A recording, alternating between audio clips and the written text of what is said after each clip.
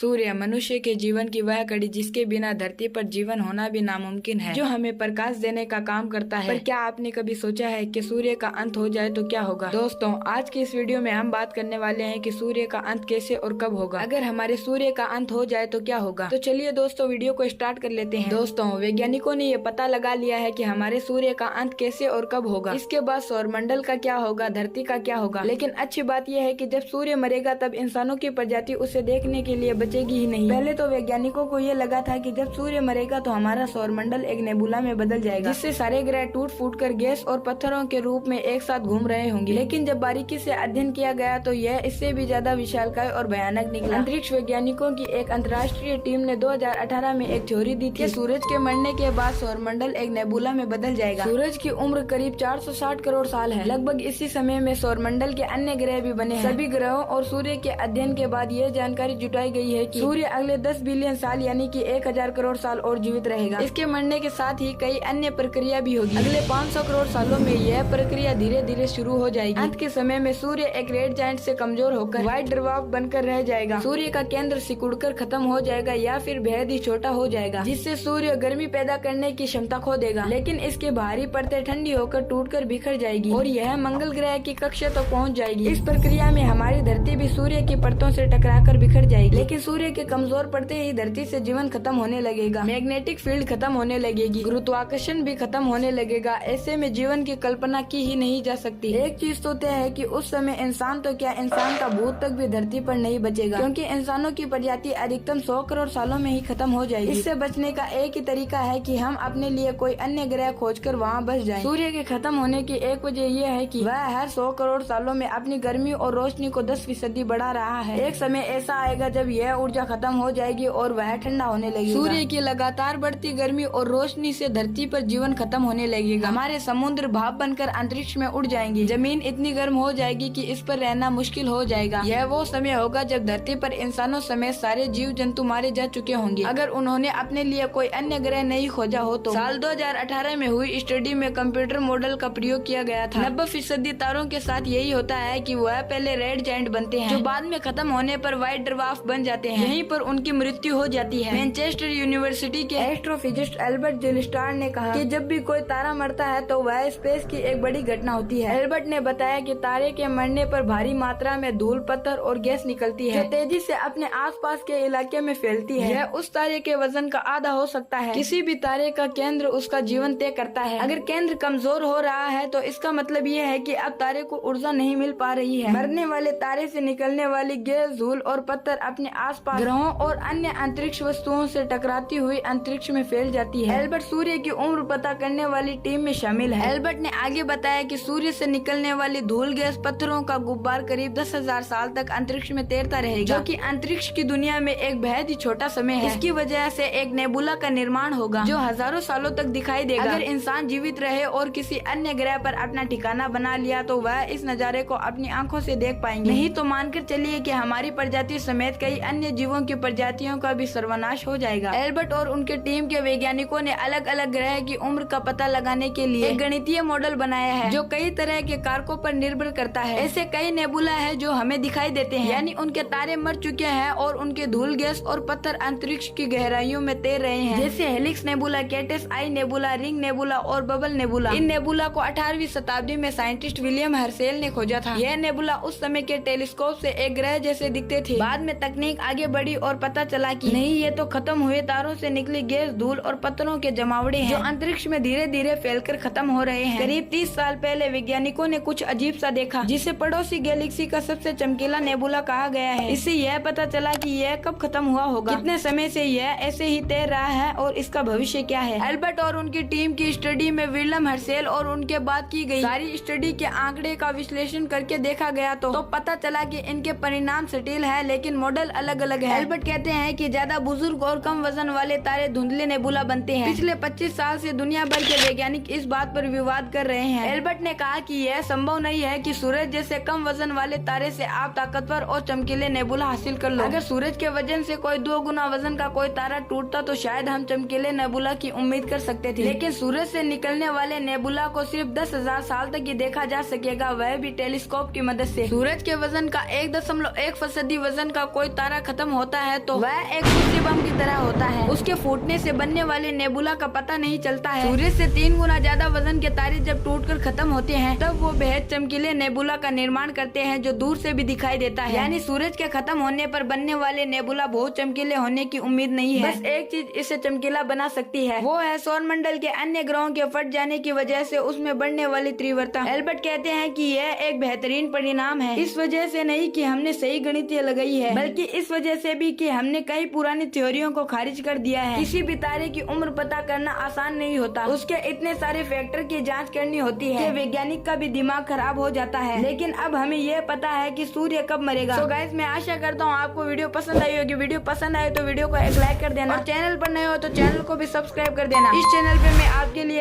ऐसी interesting video लाता रहूंगा। तो गाइस, मैं मिलता हूँ आपको नेक्स्ट वीडियो में, तब तक के लिए bye bye and take care.